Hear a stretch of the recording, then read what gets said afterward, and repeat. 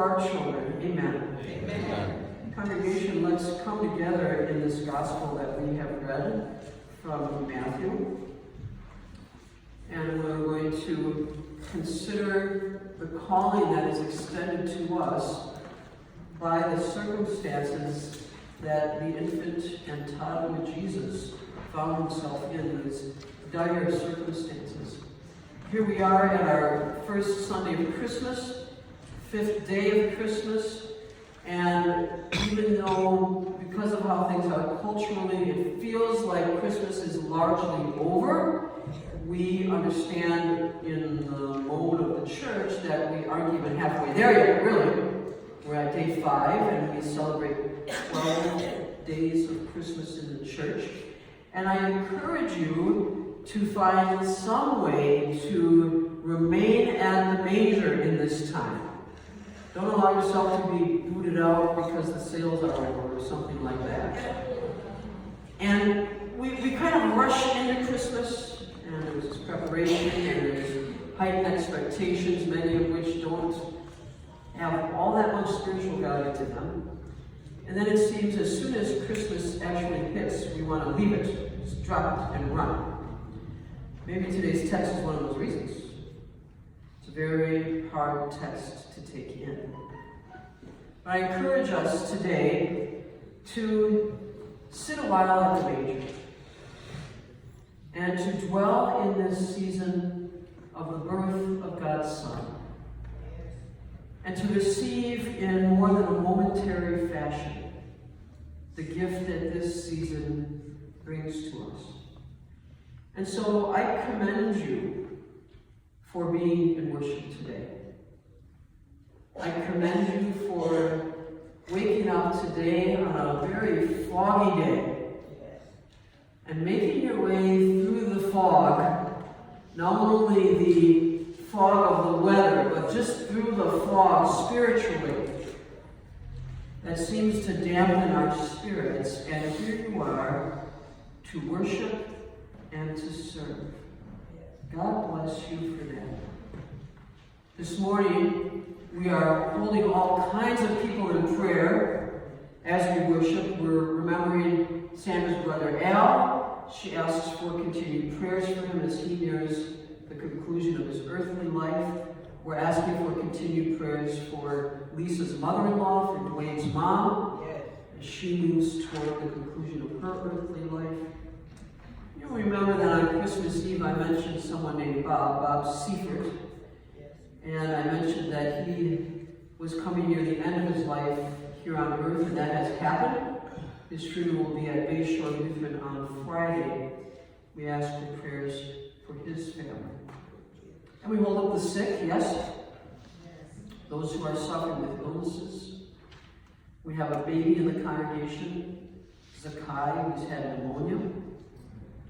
We have Miss Lietta, who's just been staying in because she's finished her cancer treatments, but they've left her a bit beleaguered. We have Yvette, who's facing her cancer surgery. We have many people to pray for. And you're here to do it. Thank you for your faithfulness. Matthew chapter 2. I dare say this is no one's favorite passage. Matthew chapter 2. And what's so stark about it is when we read it, if we even have one eye half open, we know it's not just about something that happened long ago. It's about things that are happening this day that cause the slaughter of innocent children. So today we remember the children who were slaughtered by King Herod 2,000 years ago in his murderous rage as he attempted to kill Jesus. And today's gospel is filled with weeping.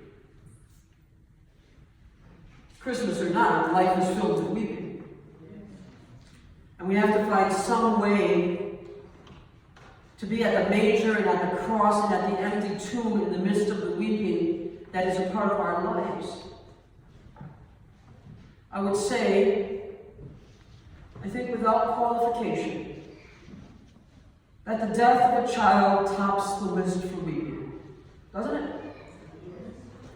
Whether it's the child who's a beautiful baby born still, or whether it is a strong teen of 17 years of age gunned down on 17th and Center. I looked up some names for us for this Sunday. This December, young men killed by shooting in Milwaukee, Antoine and Jason. At least 52 children shot in Milwaukee this year. 4 of them died. And then we come out of the childhood years, a little bit into the adult years, and I'm remembering, particularly because it was so recent, Mark Motisset's body laid right here, young man in his early 30s, laid to rest here on the holy ground where he used to run around as a kid and where he used to sit for kids' messages. So often life is filled with weeping. How do we maintain the joy alongside the weeping? That's a question for us in our Christmas calling. We won't be able to do that on our own.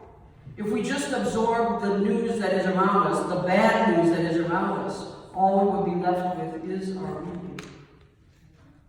There's a joy that comes from the birth of Jesus that also is able to contain the weeping. It's different than happiness. There's a joy that comes with the birth of Jesus that takes us to the cross and to the empty tomb, that is the joy of the promise of life from God, despite whatever weeping is ours. So often life is filled with weeping. I looked up some more names for us for this December morning. Children and families separated and put in cages at our southern border. You can't miss the parallel in today's gospel. Joseph and Mary and Jesus on the run, becoming, yes, what we would call refugees, fleeing for their safety to the land of Egypt. And then we think about what's happening at our southern border. The children who are crossing in at El Paso, or in the state of New Mexico alongside that border. I looked up some names for us. Children who have died there. Felipe, who is 8, and Darlene, I guess is how I'd say her name, who is 10, and a 7-year-old named Jacqueline. We're just struck by how dangerous it is to be a child, aren't we? And it shouldn't be so, we know this. Childhood should be the safe years, but we see in the time of Jesus, his childhood was a time of danger for him and for his parents. And there's weeping then as there is weeping now. Jesus was in danger due to violence perpetrated on the children of his time. Here's where God breaks through, church.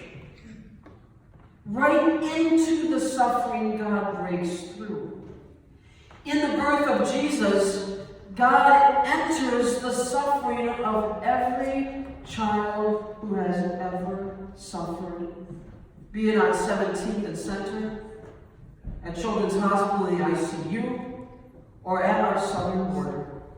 In the birth of Jesus, God enters permanently into the suffering of the innocent ones, the children born still, the children who have to scrap and scrape to get by, the children who are subject to the violence of today's parents.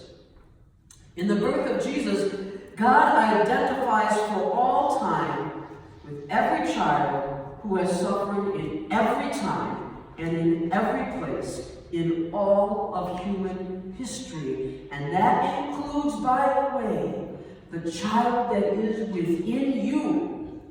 You may be in the form of an adult now. Whatever suffering you bore as a child, Jesus still enters that with you to carry you forward and through.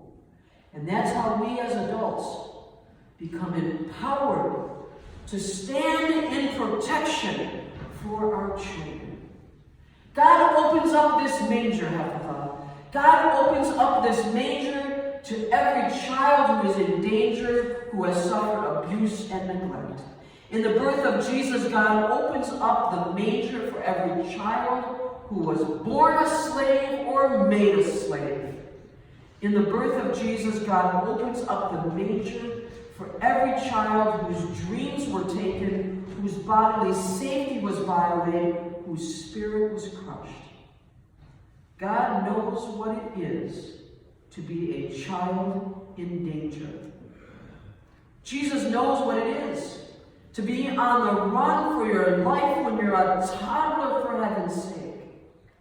For God becomes a small child in the form of Jesus Christ, vulnerable and oppressed by Herod.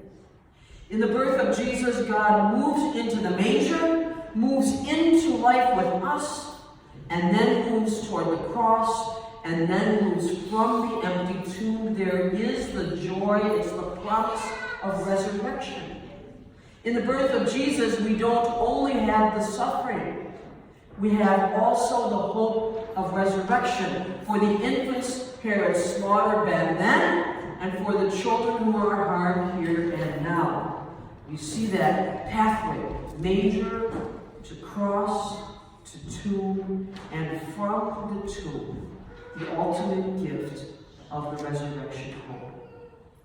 So church, this 5th day of Christmas, in the birth of Jesus, we are given the one in the manger who was most vulnerable to Herod and overcomes Herod. And we are remade, reformed into the body of Jesus here at church. And that's how we become a manger, so to speak, to the children in our midst. We become mangers of foster care, for instance. Safe places for children to lay their heads.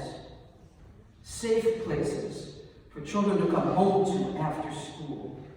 We become a manger as the Church of Jesus Christ, a safe place of people who work for the well-being of our children. That's what motivates us to do all of this lead-free work as the Church of Jesus Christ. We become a manger as the Church of Jesus Christ. We become a manger for the children of our community, a place where they can be fed, where they can find clothing, where someone will do for them what Zaire did for our Jesus doll. Mark her with the sign of the cross and say, you belong to God and you belong to us. There may not be a blood relation, but there is a holy water relation. Jesus, coming in that manger, empowers us to be reformed into a manger here on earth. And so we say as a church, not on our watch, not on our watch at the manger will Herod send his soldiers through this land of 53206 to destroy our children. Not on our watch at this manger will our state of Wisconsin prepare another cell for a black boy who struggles with his reading skills. Not on our watch at the manger will the gun violence of the streets take another child sitting on her porch or in her bedroom playing with a doll as a bullet comes through a wall. Not on our watch will yet another child die by the hands of a violent uncle who shakes the baby, or by a mother who uses drugs till the baby can breathe no more. Not on our watch at this manger will Herod take even one more child.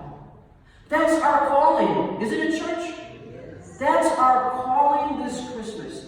It's our role to stand up, to move into that manger zone, and to make it an area of safety for our children.